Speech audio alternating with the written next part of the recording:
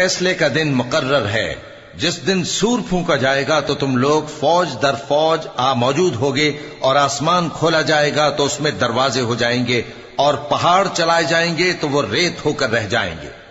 دوزخ گھات میں ہے، یعنی سرکشوں کے لیے کہ ان کا وہی ٹھکانہ ہے، اس میں وہ صدیوں پڑے رہیں گے۔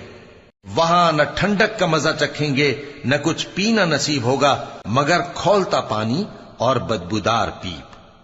یہ بدلہ ہے ان کے اعمال کے موافق۔ یہ لوگ حساب آخرت کی امید ہی نہیں رکھتے تھے اور ہماری آیتوں کو مسلسل جھٹلاتے رہتے تھے، اور ہم نے ہر چیز کو لکھ کر محفوظ کر رکھا ہے۔ سو اب مزہ چکھو، ہم تم پر عذاب ہی بڑھاتے جائیں گے۔ بے شک پرہیزگاروں کے لیے کامیابی کا گھر ہے، یعنی باغ اور انگور اور ہم عمر بھرپور جوان عورتیں اور شراب کے چھلکتے ہوئے جام۔ وہاں